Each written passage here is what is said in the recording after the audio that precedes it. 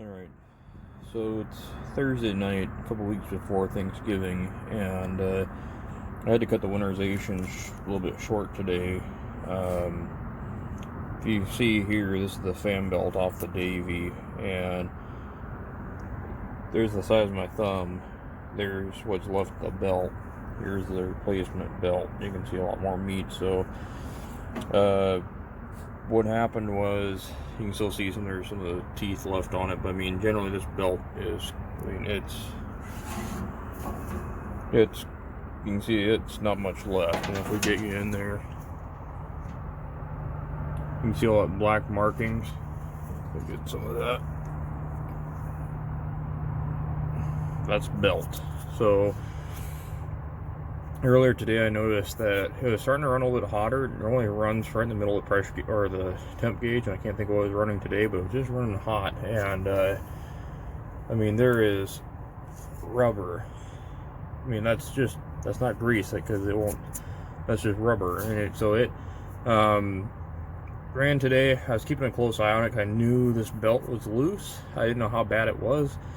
Then my last winterization I just finished up, and it was running at like 210, and if I hit 230 and I shut it off, I was done, and it purged the radiator. So I ended up canceling the rest of my appointments because of it, because obviously I got to deal with that first. I thought about tightening it up because there is, if I can get my headlamp in there is a little bit more play in this, or slack adjustment I could take out of it, but it just wasn't worth it. So I will give advanced auto parts a plug, because I was able to go there and the guy was able to look at it, get a belt based on the air one, and you have to have the right belt to fit the pulley. So, but so I go and plug it, it'll help me out.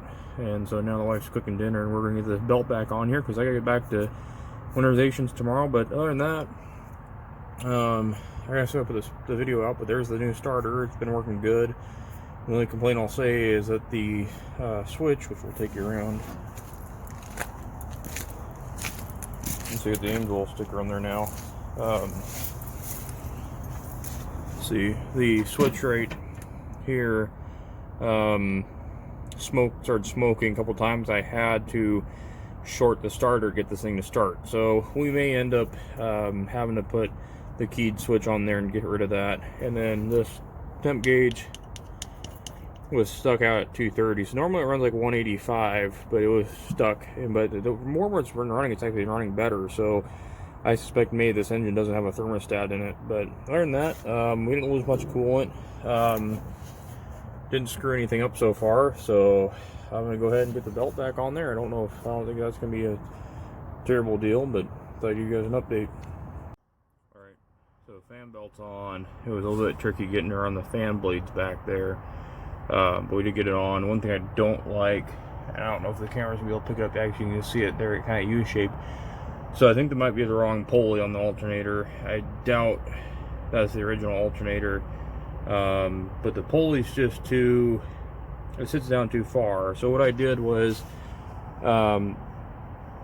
you can see that the fan doesn't free spin anymore. That was the problem I was having, and it's tight. It's tighter than I'd like it, but it's probably gonna stretch too. I'm gonna take a little care kit tomorrow and take a couple. It's a 9/16 on the bottom, 1/2 inch on top.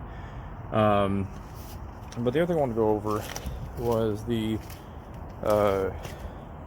separator. I didn't show it the other night because it was dark, but if I can get my headlamp in there. So what I do is I have a little torpedo level, and I'll level the tongue, and I might show this in my other video, but so here's the oil fill, and from my understanding is you want that to be full, just like that. And so it just takes a 2-inch wrench, that little guy there. And so I've been checking, it's almost a 50-year-old machine, so I try and check it pretty regularly. It does leak. Here's the plug. It's got an O-ring, which needs replacing. Yeah, it's pretty haggard. But anyway, I just go tight on it. We don't have to go crazy tight. So that looks good. I'm gonna check the engine oil while I'm at it. And I really should get a taller hitch so I can run this thing more of a level.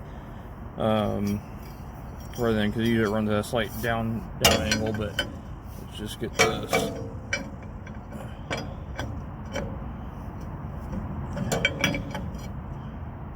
Like I said, I just go tight. It's you do not, it's not a taper thread, I don't think, because there's an adapter. That's pipe thread, there's an adapter, there's our O-ring piece. So anyway, we'll go ahead and fire it up. We're going to double check our temp. We'll probably try and bring this up to temp really quick. So